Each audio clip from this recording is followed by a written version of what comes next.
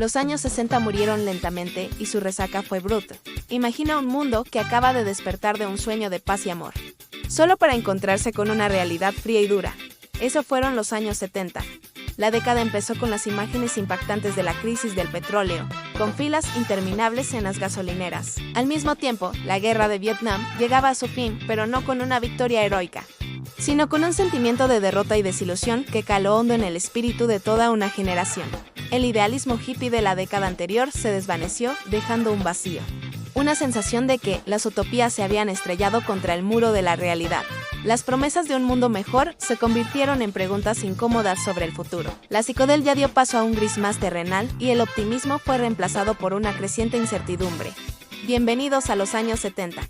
La década en la que el mundo se quitó las gafas de colores y vio todo con una crudeza inesperada. Si una palabra define la primera mitad de los 70, esa es cinismo.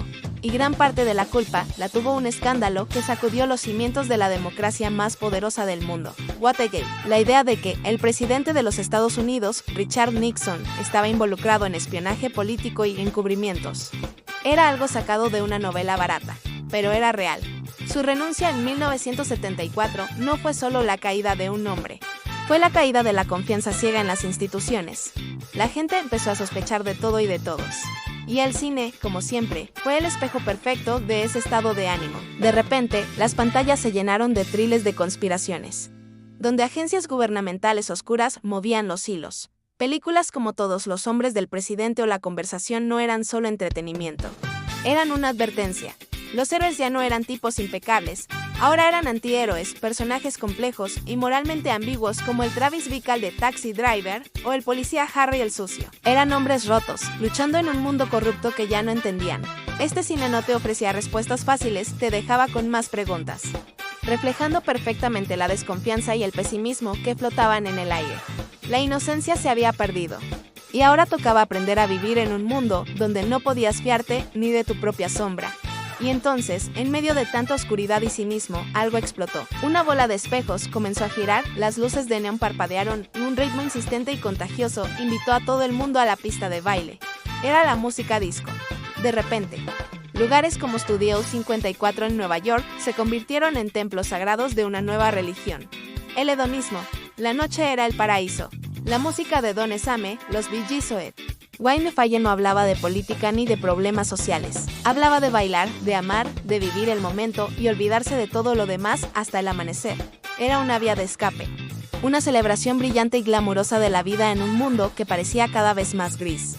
Era la fiebre del sábado noche, una fantasía de lentejuelas y plataformas donde por unas horas todos podían ser estrellas, pero mientras la élite bailaba bajo las luces estroboscópicas en los sucios sótanos de Londres y Nueva York, otra revolución estaba naciendo. Era cruda, ruidosa y estaba muy enfadada. Era el punk. Bandas como los Sex Pistols o los Ramones escupían canciones de 3 acordes rápidas y directas, con letras que eran un grito de anarquía y frustración contra el sistema, contra el aburrimiento y contra la propia música disco que veían como algo falso y comercial. No hay futuro, gritaban los Sex Pistols. Y esa era la banda sonora de una juventud que se sentía completamente marginada.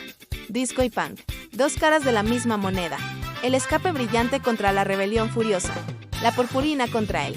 Imperdible, dos respuestas radicalmente opuestas a la misma sensación de desencanto, definiendo la increíble contradicción de los años 70. Pero no todo era fiesta y rebelión. Los años 70 también fueron una década de crisis profundas que obligaron al mundo a tomar conciencia de su propia fragilidad.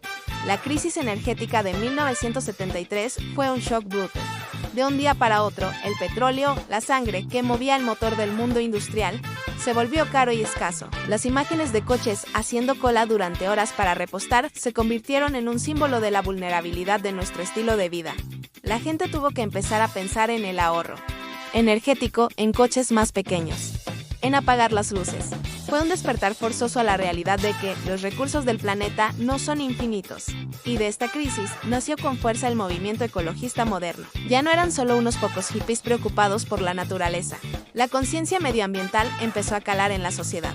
Organizaciones como Greenpeace comenzaron sus acciones directas y valientes, y los gobiernos se vieron obligados a escuchar. Se celebraron las primeras grandes cumbres sobre el medio ambiente, como la de Estocolmo en 1972, donde por primera vez se discutió a nivel global sobre la contaminación, la deforestación y el futuro del planeta.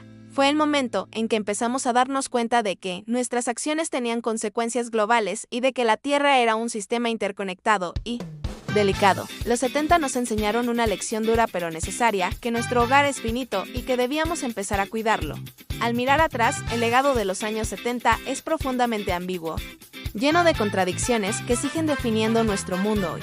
Por un lado, toda la desilusión y la crisis económica prepararon el terreno para la gran revolución conservadora de los años 80, con figuras como Margaret Thatcher y Ronald Reagan, quienes prometieron orden y prosperidad a través del individualismo y el libre mercado. Fue, en cierto modo, una reacción directa contra el caos y el colectivismo percibido de la década anterior. Pero, al mismo tiempo, mientras el PAN gritaba "no hay futuro" en los garajes de California, un futuro muy diferente estaba naciendo silenciosamente. Fue la década que vio el surgimiento de los primeros ordenadores personales, máquinas como el Apple II, que prometían poner el poder de la tecnología en manos de la gente común. Era el inicio de la era digital, una revolución que cambiaría la forma en que trabajamos, nos comunicamos y vivimos para siempre. Así que, ¿qué fueron los 70? ¿La resaca de un sueño o el amanecer de una nueva era? ¿La década del cinismo o la del nacimiento de la conciencia global? La respuesta es que fue todo eso a la vez. Una década de finales y comienzos, de crisis y oportunidades, de ruido y de silencio. Una década compleja y fascinante que, nos guste o no, sentó las bases del presente en el que vivimos. Gracias por acompañarnos en este viaje. No olvides suscribirte para más exploraciones de nuestra historia.